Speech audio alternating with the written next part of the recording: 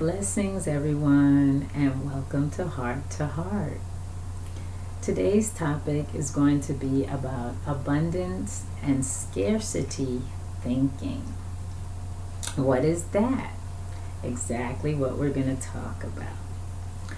Abundance thinkers are more people who believe that there is more than enough in the world. There's more than enough wealth to go around, there's more than enough food, there's more than enough resources, friends, love, whatever it is. Abundance thinkers believe that there is more than enough, and they act and behave accordingly. They are more trusting, they are more open. In fact, those are generally your open book people.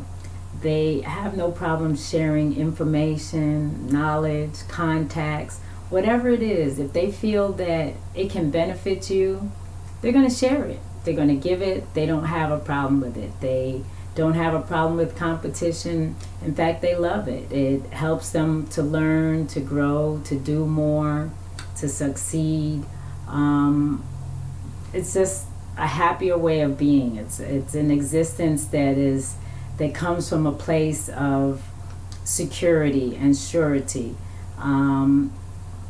They just think more in abundance. The glass is half full as opposed to it being half empty. Now, scarcity thinkers are somewhat the opposite, but it's more destructive in that they come from a place of lack. So for them, they believe that there is never enough and that they can't share anything. No knowledge, no contacts, no compassion, nothing with anyone if they feel like they're going to lose out. So what they do is they resort more to distrustful, suspicious type behavior, hoarding type practices. They hoard everything. They feel that they're somehow or one day they're going to not have enough. That things are going to run out. And so, like I said, they react and behave accordingly. They're stingy. They may be very angry. They may exude a certain air of entitlement. They might feel like they're entitled to everything that they're cleaving on to. They resent competition. They don't want to compete with anyone because they know that, that there's a chance that they might not have what it takes. They, I don't know, they're just not as happy as other people. They're not operating from a place of surety. They really, really expect the bottom to fall out at any moment. They kind of take credit for all successes. Let's say they're in a team or a group effort. If the team becomes a little bit successful, they claim all the credit. They claim all the effort for it. They very rarely share the recognition. It's just them. It was all them. They kind of know it all. They don't feel that they need to learn anything or share anything. They're definitely not going to share anything that they know. So those are the two types. Why did I pick this topic? Another good question. I selected this topic because I had I don't want to say pleasure, but I had the opportunity to witness it. And it's something that we witness every day, but we're not in tune to it because we're not really hip to what is going on. And scarcity thinking is pretty much a lower level style of thinking and living, whereas abundance is a little higher. And so because higher frequency is about elevating your frequency and changing your frequency, I decided that this was a good topic. This is something that we need to be a little more mindful of. Are we operating out of a point of scarcity, or do we operate from a base of abundance? And what really brought it to mind was an experience that I vicariously had through a friend of mine who was trying to have her car fixed. And she had been going back and forth to this mechanic for some time now. And, the car is still not fixed. And she says, well, come along with me. I just need a little support. It's just been really draining, this whole experience. And I just, just come along. So I went along with her, and what I found out was that, she initially went for a diagnosis, but was never given the diagnosis.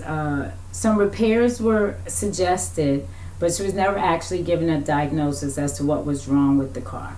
So she took the car back, and the suggested repairs were done, but it was nothing to do with what she initially went there. And that was evidence because within a week she was going back for the same issue. And the mechanic was like, well, look, I can do this for you. It's going to cost you this. Bring it back and I'll do that. And she's running back and forth, and, he's doing this, allegedly doing this and doing that. And nothing is being done. The car is actually getting worse. There are more lights now on the dash than anything. And, she's saying, I just don't get it. I'm not understanding what's going on. So as we were talking to him, it became evident to me that he operates more from a poverty scarcity mindset than an abundance wealthy mindset. And by that I mean his main concern was that she wasn't going to want to pay for the service, but you didn't tell her what the service was that she needed. So you were making a decision for her based off of your scarcity mind, your lack of confidence, as opposed to giving her the service that she came there for and allowing it to be abundant based off of what she needed and what she was going to be willing to pay for. You don't make the decision for your customer, you provide the service that she came for. And so, throughout the whole conversation, he kept saying, well, you're not going to want to pay this, and you're not going to want to pay that. But he wasn't saying what it was for that she was going to want to pay for. So for him, his practice is to get as much as he can while he's got the people there, opposed to provide them with a quality service and have them return with other people because the service was good. So we, suffice to say, we left there and went to another mechanic. Granted, the office wasn't as, as fancy, well, for lack of better words, it wasn't as fancy, but it was definitely comfortable. And this mechanic was definitely a person that comes from a point of abundance thinking, so that he provided the service. He never once was like, oh, I don't know, are you going to be able to pay this, or these are my fees, these are my rates. He didn't resort to that. What he did was he gave her a diagnosis. That's what she went there for. He opened the hood and he said, your problem is right here. And it was crazy because the problem was right there. It was literally in the front of the engine, and to a knowledgeable eye, or someone who is claiming, they're entitling themselves to having 30 plus years of experience, had to see it. But because he was more concerned with how much money he could get, feeling a lack of customers or whatever it is, that he felt that lack, that he wasn't going to get his money, he wasn't going to get his portion, he failed to diagnose the problem. He failed to provide her with the service. So now Mechanic B says the problem is right here. It's going to cost you this. It'll take X amount of time, but you'll be okay and everything will be all right. Mechanic A was like, oh, the car is no good. If you're not willing to pay, get rid of it. But again, he never said what it was that was the problem, what it was that we need to pay for. He was concerned that he wasn't going to get his share of the money. So again, Mechanic B, thumbs up, kudos for providing service and quality over stress and that scarcity thinking. And it makes a difference. The scarcity and poverty thinking business owner is never going to make it. He is too concerned with nickel and diming people as opposed to providing a quality service. Now this can show up in any situation, any type of business. You can tell the difference. Businesses that are more service oriented are more abundantly thinking. They're thinking out of the box. They're thinking that there's more than enough. They want to do more than it is expected. And businesses that are operating from a scarcity are going to give you little small portions. They're not going to be cooked very well because they're operating from a point of, we got to sell these plates, not we have to sell delicious meals that will bring people back. So when you're operating in a business, it can even be in a group, a family, try to check and see how it is that you're thinking through, what it is that motivates you, what it is that motivates you in the group.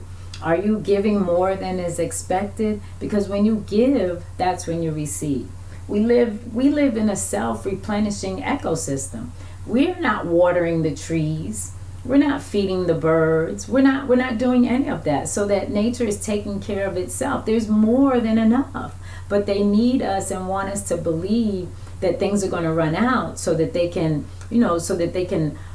control our consumption. They can control our spending. They can control our thinking. But when you understand that we live in, like I said, a self-replenishing ecosystem, how can you not believe and feel abundant?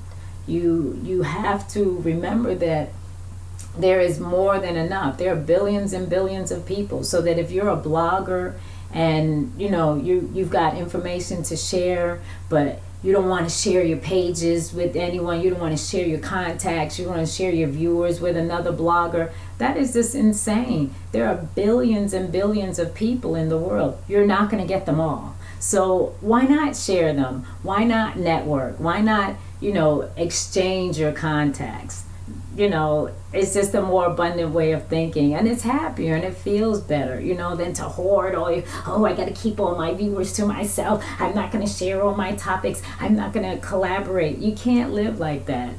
That's what's gotten this world the way it is. If you're, any type of business that you're in, if you're in a group and one member of the group is falling on hard times and there's two other members of the group that might be making money somehow, and that's fairly easy, why not share it with the other member of the group and help elevate them too, rather than have a scarcity mindset thinking that, I'm not going to tell them because if I tell them my ideas, they might make it more than me. That type of mentality is what's gotten us where we are now. We have to be abundant with our thoughts. We have to be abundant with everything. This world, at this point in our evolution, civilization, we're not inventing any wheels anymore. Right now, we're just trying to maximize and use all the wheels that have already been invented the most efficient way, so that we don't have to be scared to share ideas. We don't have to be scared to share friends. We don't have to be scared to share anything. There's more than enough. So to those people with the scarcity mindset, I'm not saying that you have to completely flip your thinking around and give away everything that you have and just throw it all away because it's all going to come back. But try more to balance yourself. Keep your thoughts not where it's going to be so much of a lack that you have to hold on to everything, or not so much that it's so abundant that you have to give it all away. But work toward a balancing. Check out how you're dealing with people. Are you dealing from a source of a scarcity or a source of a... I heard a joke. It actually wasn't very funny to me. It was supposed to be a joke. It went something like, if someone comes to me and they try to sell me 2 apples, I'm going to leave with 3 apples and will have only paid for 1. That's a scarcity mindset. That is not funny at all. In fact, it's very counterproductive to your success, to anything. And that's not even a good revelation that you would want to make about yourself. I would have preferred to have heard that if someone comes to me and they're trying to sell me 2 apples, I'm going to buy 4, give them 2, have 1 for myself, and give away 1. How about that? Now that's coming from a source of abundance. So that we have to, again, be mindful of how we operate, how we deal with people. Try to be the one that gives more than it's expected. Try to be the one that shares your knowledge. If you know something, share it with someone, because we don't know everything. And the only way that we can learn is if we share. So you can't be so afraid to share anything that you have. So basically, again, abundance thinking, scarcity thinking. If you're coming from a source of lack, if you always feel like you're never going to have enough, you are a scarcity thinker. If you're a person that feels like, oh, it's more than enough and there'll always be more, then you are an abundant thinker. But the reality and the truth is that most people do a little bit of both. Some do a little more than, of one than the other. But again, the trick is to try to balance. That's what it's all about here at Higher Frequency, changing your frequency. Thank you for watching. Blessings.